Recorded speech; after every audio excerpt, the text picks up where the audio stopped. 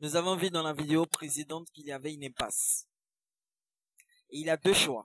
Soit se lancer quand même dans l'entrepreneuriat, malgré l'opposition ouverte ou voilée de notre famille, malgré le système éducatif de notre pays, malgré les modèles contradictoires que nous avons, en luttant contre la paresse et en dominant la peur du risque. Ou alors, attendre désespérément de trouver un emploi, sachant qu'environ 1,4 million personnes espèrent la même chose et que 30 000 nouveaux diplômés s'y ajoutent chaque année. Je suis Vincent Cadio. Vous allez découvrir dans cette vidéo comment créer votre propre business et quels sont les avantages à le faire maintenant. Ça vous plairait de prendre des vacances aux Bahamas, de savourer des cocktails fruités sur la plage ou de conduire la voiture de vos rêves.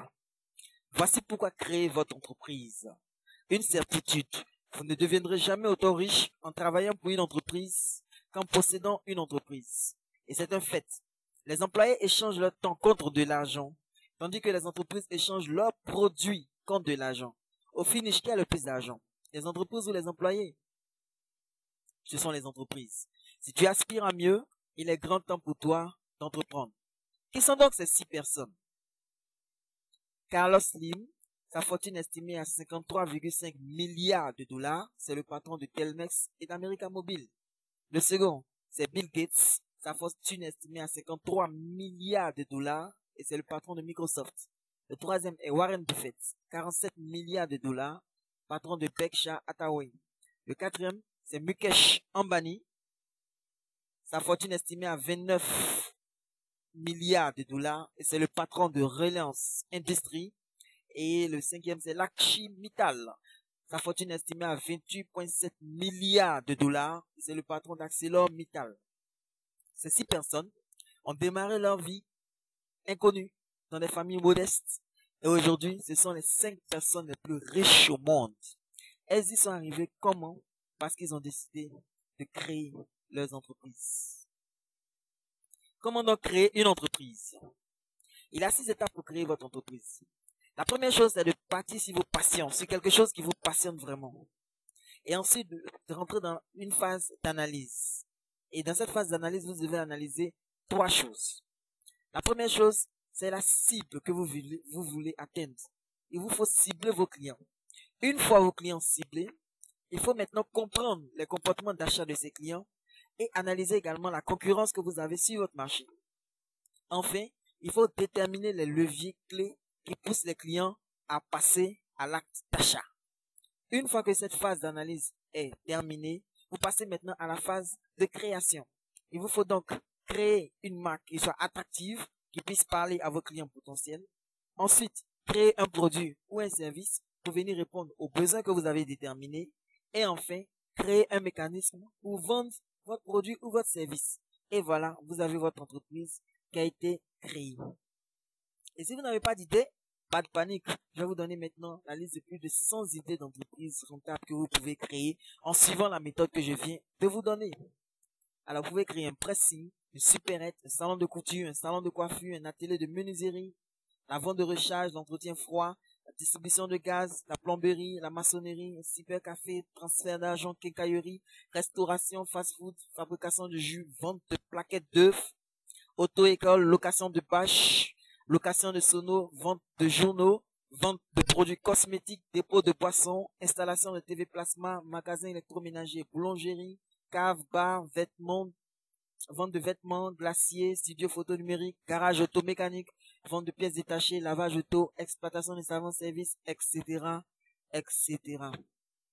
Vous trouverez en bas de cette vidéo la liste de toutes ces 101 idées d'entreprise que vous pouvez lancer et que vous pouvez rentabiliser. Alors, nous allons voir maintenant des cas pratiques pour voir comment concrètement créer ces entreprises. Nous allons prendre par exemple l'idée numéro 60 et qui est la création d'une salle de jeux vidéo. Comment créer une salle de jeux vidéo? Qu'est-ce qu'il faut pour créer cette entreprise-là? Premièrement, partez avec votre passion. Et j'ai regardé tout le monde qui avait cette passion. L'un de mes petits frères avait cette passion, la passion des jeux vidéo. Alors, si sa passion, nous allons créer une entreprise. Nous sommes donc lancés dans la première phase qui est la phase d'analyse. Qu'est-ce que nous avons analysé? Nous avons ciblé les clients. Et nous avons décidé de cibler les jeunes de la Palmeraie à la rue Ministre. Comprendre leur comportement d'achat et la concurrence. Ces jeunes ont l'habitude de payer pour jouer et le concurrent le plus proche se trouve à au moins 1 kilomètre. Nous avons donc déterminé les leviers clés de ces clients-là. C'est le prix et la disponibilité. Nous sommes donc passés ensuite à la phase de création. Nous avons créé une marque attractive, Atlanta Jeux vidéo. Nous avons ensuite créé un produit ou un service. Nous avons donc acheté 2 TV, 2 consoles et nous avons trouvé un local. Et nous avons mis en place un mécanisme pour vendre, c'est-à-dire trouver un gérant et proposer de bons tarifs. Et cette entreprise a été créée et jusqu'à ce jour, elle continue de fonctionner. On va prendre un deuxième exemple pour que vous puissiez voir concrètement comment c'est aussi simple de créer une entreprise. On va prendre par exemple l'idée numéro 92, un cabinet de formation. Et on s'appuie sur la passion de quelqu'un qui est la formation. Personnellement, ma passion, c'est la formation. Nous sommes aussi passés à la phase d'analyse. Cibler les clients. Qui est-ce que nous avons envie de former? Eh bien, toutes les personnes qui sont en quête d'un nouvel emploi. Comprendre leur comportement d'achat et la concurrence. Nous avons vu que ces personnes-là ont besoin de savoir rédiger un CV et une lettre de motivation. Et il n'y a pas vraiment de concurrence directe sur ce segment. Nous avons donc déterminé quels sont les leviers clés de ces clients. Le premier levier, c'est le prix. Et le second levier, c'est la qualité des informations. Armés de ces informations, donc, nous sommes passés à la phase de création. Nous avons donc créé une marque qui soit attractive. Et cette marque, nous l'avons baptisée Plus Rapide. Ensuite, il fallait créer un produit, un service. Et donc, nous avons créé des séminaires et nous avons écrit des ouvrages. Et enfin, il fallait créer un mécanisme pour vendre. Nous proposons les inscriptions via Internet et nous rassemblons les gens et nous les formons et nous leur vendons les ouvrages. Et cette entreprise fonctionne très bien. On va prendre encore le cas d'un client à moi qui est venu et qui voulait créer une entreprise de location de voitures. L'idée 62. Sa passion, ce sont les voitures. Nous sommes donc focalisés sur la première étape, le premier bloc, c'est-à-dire l'analyse. Qui il voulait cibler? Il a décidé de cibler les personnes ayant besoin d'un véhicule pour des courses à Abidjan. Comprendre le comportement de l'achat et la concurrence. Ces personnes ont l'habitude de contacter les agences de location ou leurs proches. Et il y a une très forte concurrence sur ces segments-là. Nous avons déterminé les leviers clés de ces clients. C'est le prix, la qualité des véhicules et la disponibilité du véhicule. Nous avons donc fini avec la phase d'analyse. Nous avons donc passé à la phase de création. Nous avons donc créé une marque qui soit attractive que nous avons appelée 406 Ivoire. Ensuite, il fallait créer le produit et le service. Donc, c'était un véhicule 406 en parfait état. Et enfin, il nous fallait créer un mécanisme pour vendre. Nous avons donc décidé de passer par la sous-traitance avec une agence de location qui existe déjà, qui trouve les clients. Et ce client peut faire la location de son véhicule tranquillement. Nous allons prendre un autre exemple d'un autre client d'Éclair Afrique qui voulait se lancer lui dans la restauration. Sa passion c'était la restauration. Phase d'analyse.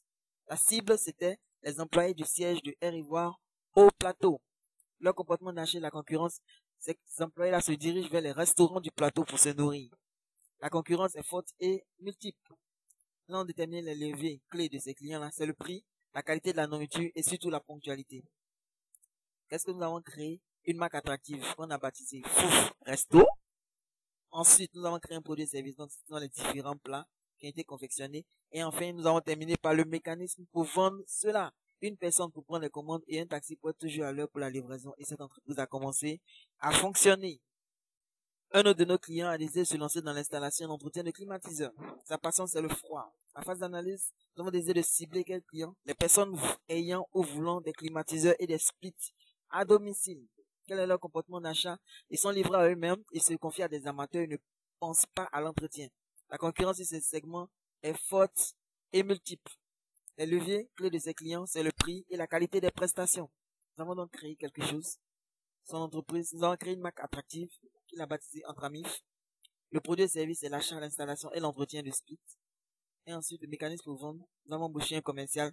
Nous avons mis en place une équipe technique pour pouvoir faire l'installation. Et la stratégie s'appuie sur la facilité des paiements et cette entreprise fonctionne parfaitement aujourd'hui. C'est vraiment cool, comme tu viens de le voir, d'avoir son propre business. Et on peut s'imaginer quels sont les revenus potentiels que peuvent générer un business que tu as. Une 406, c'est 25 000 francs minimum par jour. Donc tu passes sur un chiffre d'affaires mensuel potentiel de 750 000 francs par mois. Si même la voiture ne sort que 4 jours dans le mois, ça fait quand même 100 000 francs. C'est très intéressant. Par exemple, dans le cabinet de formation, si vous arrivez à envoyer seulement 10 personnes qui vont passer un séminaire à 5 000 francs par personne, ça vous fait 50 000 francs CFA de chiffre d'affaires pour seulement une journée de travail. C'est pas mal à prendre. Si pour votre restaurant, vous avez comme objectif de ne vendre que 10 repas par jour, pendant 20 jours, à raison de 1500 francs le repas, ça vous fait un chiffre d'affaires de 300 000 francs minimum par mois. Certains ont choisi de vivre leur vie de rêve. D'autres continuent de regarder. Si tu veux rejoindre toutes ces personnes-là, alors tu es au bon endroit. Dans la prochaine vidéo, nous allons voir comment déterminer la rentabilité d'une idée et d'une opportunité et surtout comment rassembler les fonds pour démarrer son propre business. Pour l'instant, je veux que tu laisses un commentaire. Après avoir regardé cette vidéo, tu vois que ce n'est pas si compliqué. Alors, je veux que tu répondes à cette question.